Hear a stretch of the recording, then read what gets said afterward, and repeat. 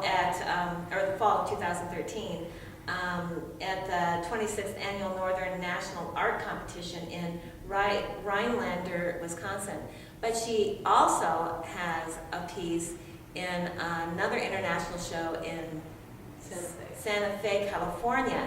And that was taking place in, Santa Fe, New Mexico. Yeah, I don't know my geography, sorry about that. Santa Fe, New Mexico, I do know that it is in Mexico, I don't want to think of California. But anyway, that was in November of 2013 as well. So she does exhibit her pieces all over. So I was raised in Davenport, the youngest of 5, the only girl, and everyone in the family had some kind of artistic talent.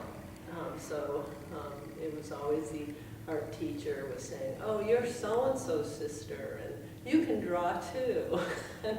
And so I was always following the brothers and what they could do, and was I going to meet up to their level? And actually, I was the only one that ended up becoming an artist. And so that was the thing that I enjoyed most in my education, K through 12. And then when I went to the university, like a year out of high school, I wasn't sure what I was going to do. I wasn't sure about the university, so I only lasted a semester. And I ended up having this idea about backpacking around Europe, and that's why I dropped out of school. This is something I tell my students now, because strangely enough, I am a teacher now at the university, at Iowa State University.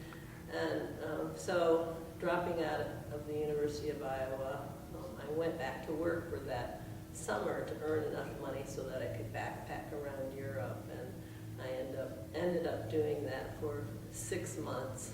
Wow. Yeah, coming back with $200 and a Spanish guitar. Oh my gosh. And then I took some different paths. I was always doing a little bit of art here and there. That was always in the back of my mind because of the other things that came into my life, like 2 children 5 years apart, and 22 horses later, and then there was a time in my mid-30s where my life changed drastically. It was the children and myself, and we moved to Ames, where I finished my art education. I finished my undergraduate degree there and started my MA. At the time, Iowa State only had a Masters of Art program, so I completed that there, and they hired me to teach then after my MA, and at the same time I applied to Drake, so I was getting my F in my MA while teaching at Iowa State. And F being fine art. Yes. Fine art. Yes, right. To clarify, yes, my MFA. Right. So I've been teaching at Iowa State ever since, and actually ended up getting into a tenure track position, and I am now tenured faculty there, and I really enjoy the teaching there. And my research is in caustic painting.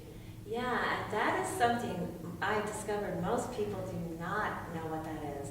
So they come in and they look at your beautiful pieces, but they don't really understand like exactly what they're looking at, so then I try to explain it to them. Hopefully there's not a lot of glare, but the Fayum portraits are actually from Greco-Roman time, and these are encaustic paintings.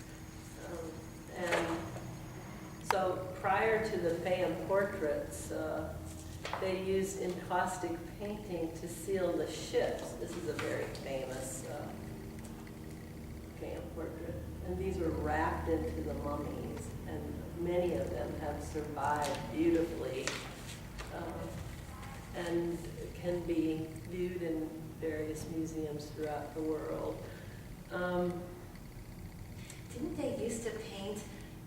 caustic to paint on the top of the sarcophagi, like before they buried people back in Egyptian times? I think probably, I don't. Because they always put the face of the person, on the top of the sarcophagi so that it could. Right, yeah, actually, these were wrapped in. Oh, inside, Yeah, okay. yeah, there's probably an example here, I don't know if we want to take that. Well, yeah, but I just was curious. Yeah. I'm not- Oh.